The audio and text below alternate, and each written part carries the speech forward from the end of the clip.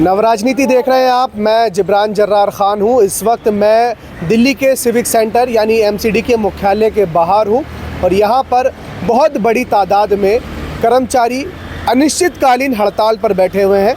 और आप ख़बर में हम आगे बढ़े उससे पहले एक बार नज़र देखिए और यहाँ दौड़ाइए कि ये लोग जो निगम के कर्मचारी हैं, जो दिल्ली की तमाम चीज़ों की जो व्यवस्था है उसको बनाने में अहम भूमिका निभाते हैं, वो भूख हड़ताल पर बैठे हुए हैं और आज लगातार 14 दिन हो गए हैं, लेकिन इनकी सुध लेने के लिए यहाँ कोई नहीं आ रहा है। लोग आते हैं, नेता आते हैं, तमाम अधिकारी आते हैं, इन्हें आश्वासन देते हैं, लेकिन आश्वासन से पेट नहीं पलता है। पेट पलता है जब इनका कॉन्क्रीट एक्शन होगा। यहाँ पर जो लोग बैठे हुए हैं उनकी हाथों में बैनर भी देख सकते हैं आप। इनकी क्या कुछ मांगे हैं और ये क्यों 14 दिन से भूख हड़ताल पर है, उनसे बात करेंगे।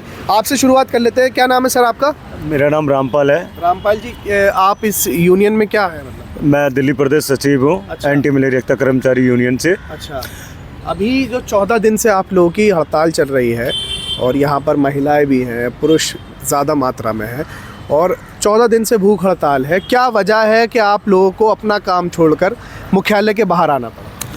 हमारी सबसे मेन जो डिमांड है वो सैलरी बढ़ाने का था। हमने 3 डिमांड रखी थी। तीनों डिमांड में से हमारी पहली डिमांड थी सैलरी मैटर था, जो बहुत ही मुख्य है, जो कि 30 साल से हम यहाँ पे नौकरी कर रहे हैं निगम के अंदर, और हमारे को वही कम तनख्वाह दी जा रही है, जबकि इनको तनख्वाह बढ़ानी चाहिए। हमारी मीटिंग का दौर चलता रहा, बातें होती रही, लेटर पे लेटर चलते रहे। 22 तारीख की हड़ताल भी हुई, उसमें भी हमारी बातें हुई, पर हमारा कोई फैसला नहीं हो पाया। हम इन अधिकारी को कहने पे ही 22 तारीख की हड़ताल को हमने उठाया था और इनके कहे अनुसार हम वापस आ गए थे हड़ताल पे। पर हमने 29 तारीख का भी इनको हवाला दे दिया कि 15 दिन आपके पास है तो हमारी मांगें पूरी करी जाए और हमारी सैलरी बढ़ाई जाए, नहीं तो हम 29 तारीख से हड़ताल पर चले जाएंगे।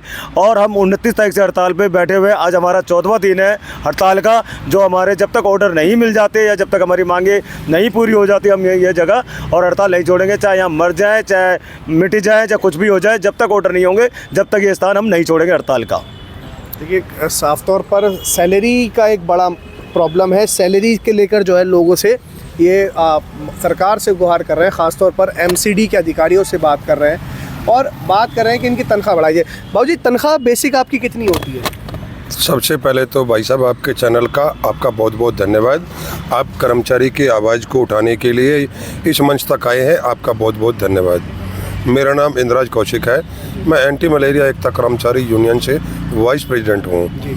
हमारी तनख्वाह आज की डेट में मात्र 18,000 रुपये है। 18,000 रुपये में 30 साल से हम इस निगम की सेवा कर रहे हैं। 30 साल गुजर जाने के बाद आज हम इनसे यही मांग रहे हैं, जो कि हमारी देश की सर्वोच्च न्यायालय सुप्रीम कोर्ट ने भी जो है आदेश जारी कर रखा है, भी सेम वर्क सेम पे। जो समान कार्य करते हैं तो उनको समान वेतन मिलना चाहिए। तो वही चीज़ हम इनसे मांग रहे हैं। जब हम अपना रात दिन 24 घंटे, चाहे सुबह हो, चाहे रात हो, चाहे दिन हो, हम हर जब भी डिपार्टमेंट हमें आदेश देता है हम इनके कार्य को करते हैं, ठीक है। उसके बावजूद भी हमें ये मात्र एक झाड़ी मजदूर को भी आप समझ सकते हो, दिल्ली जैसे शहर के अंदर जो देश की राजधानी कहलाता है, उसके अंदर एक झाड़ी की भी जो है मजदूरी, एक मजदूर की जो झाड़ी मजदूरी है वो भी जो है ना 800 और 1,000 रुपये के आसपास है। आप समझ सकते हो 18,000 रुपये को आप 30 से डिवाइड करेंगे 600 रुपये हो रही, तो 600 रुपये के करीब बनती है। तो हमें तो इन लोगों ने झाड़ी मजदूर भी नहीं समझ रखा है। 30 साल हम निगम की सेवा करने के बाद आज हमारे ये हालात किसने किए, उसके लिए जिम्मेवार कौन है? आपकी नज़र में कौन है? हमारी नज़र में तो शासन प्रशासन है। सत्ता तो आती हैं, आकर बदल जाती हैं, उस पर चाहे कोई भी पार्टी आई हो, कोई भी दल आया हो, लेकिन जो हमारे जो शोषित जो है करने वाले हमारे उच्च अधिकारी हैं, उन्होंने हमारे बारे में कभी अच्छा नहीं सोचा, कभी हमारे लिए कोई कदम नहीं आगे बढ़कर जो उठाया। इनका भी परिवार है, इनके भी बच्चे हैं, इनके बच्चों को अच्छी शिक्षा मिले, इनके परिवार को एक अच्छी जो है सुविधा मिले, इनके बूढ़े माँ बाप को कोई स्वास्थ्य मिले। आज हमारे बूढ़े माँ बाप बीमारी से ही ग्रस्त हैं, उनके जो है स्वास्थ्य के लिए आप इस सैलरी में समझ सकते हो हम अपने बच्चों का राशन जो है पूरा करें, या उनकी पढ़ाई पे खर्च करें, या अपने माँ बाप का इलाज कराएं। हम वही चीज़ इनसे मांग रहे हैं, कम से कम हमें जीने का एक अधिकार तो दे दो।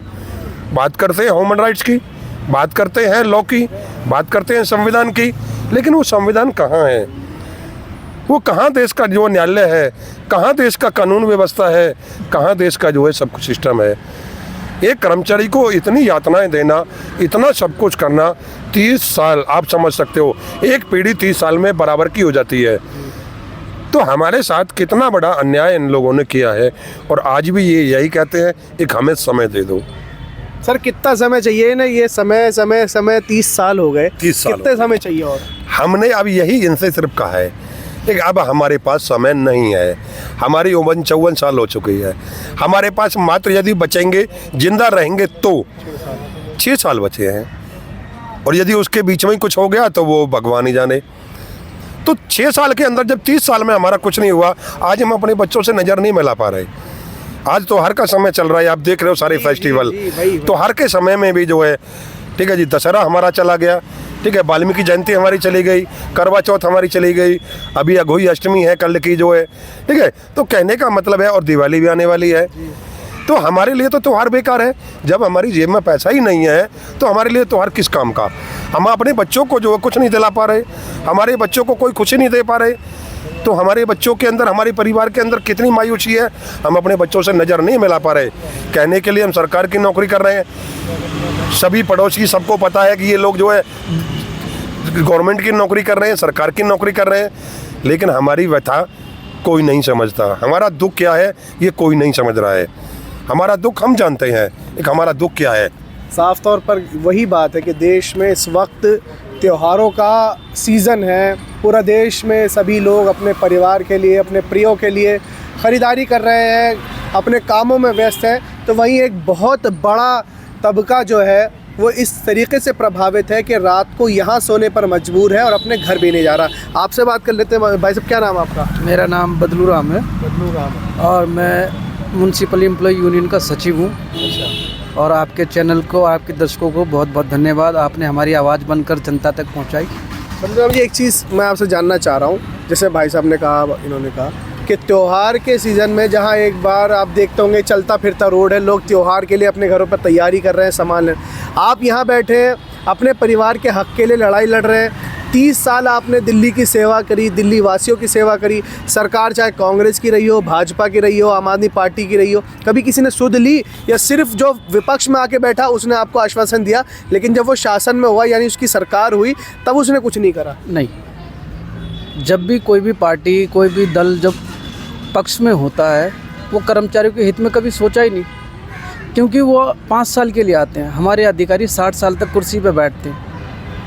कभी हमारे अधिकारियों ने हमारे प्रति संवेदना दिखाई नहीं। आज हमें जो है अलग अलग तरीके से वेतन दिया जा रहा है, उसका जिम्मेदार कौन है? प्रशासन है। आज हमारे म्यूनसिपल कॉरपोरेशन के जो कमिश्नर साहब हैं, अश्विनी कुमार जी, मैं आपके चैनल के माध्यम से उन तक संदेश पहुंचाना चाहता हूं। आप हमें 16,000 18,000 रुपये की जो सैलरियां दे रहे हो, उसमें हमारे घर परिवार का खर्चा नहीं चलता। क्योंकि देखिए, बच्चे अब हमारे बड़े हो रहे हैं, उनकी शिक्षा हमारे लिए बहुत ज़रूरी है। उनके लिए किताबें, पढ़ाइयाँ, स्कूल की फ़ीस वगैरह सब देनी होती है। मात्र एक 16,000 18,000 रुपये की सैलरी में ये बड़ा मुश्किल काम हो पा रहा है हमारे लिए घर का चलाना। बदलराम जी, कितने कर्मचारी इस पूरे प्रोटेस्ट में आप लोगों के साथ हैं? जाहिर सी बात है सभी का आना संभव नहीं है, लेकिन कितने लोग हैं आपकी जो यूनियन है, या उसको आपको एक गिनती हो आपके पास? हाँ, हमारे 4,500-5 हज़ार कर्मचारी हैं। वो सभी इस धरने का हिस्सा हैं और हम उनके लिए पूरी तरह से जिम्मेदार बैठे हैं, लड़ रहे हैं प्रशासन से, अपना दर्द उनको बता रहे हैं ताकि आप हमारा दर्द समझें, हमारी जो डिमांड है उसको पूरा करें।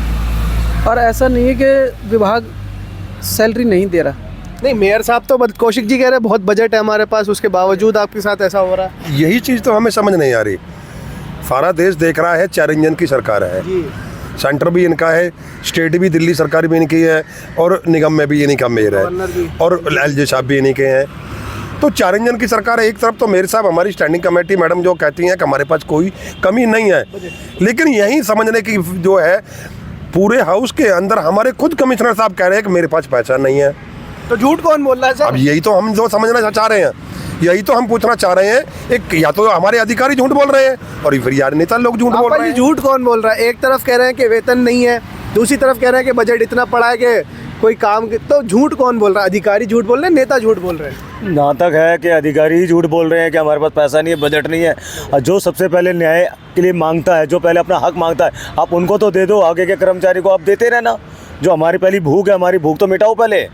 अब ये पता नहीं अधिकारी बरगलाते हैं या नेता लोग बरगलाते हैं, ये पता नहीं। मेयर साहब तो कहते हैं फंड की कमी नहीं है, फंड की कमी नहीं है, और अधिकारी कहते हैं हमारे पास फंड नहीं है। अरे 30 साल से हमारे लिए फ़ंड नहीं है, और जो डिपार्टमेंट के अंदर जो इंस्पेक्टर है, जो और हमारे जैसी कॉन्ट्रैक्ट कर्मचारी है, जो 62 हज़ार सैलरी ले रहे, जो 1996 से 2010 में आए, उनकी सैलरी 62 हज़ार है, और आज हमारे को 18 हज़ार दी जा रही है। ये कहाँ का नहीं आए हैं? तो अभी अंतिम यही सवाल पूछूंगा कि प्रोटेस्ट जो आपका चल रहा है 14 दिन हो गए, कब तक चलेगा, और ये प्रोटेस्ट कितना और बड़ा होगा आगे? ये प्रोटेस्ट जब तक चलता रहेगा तब तक हमारी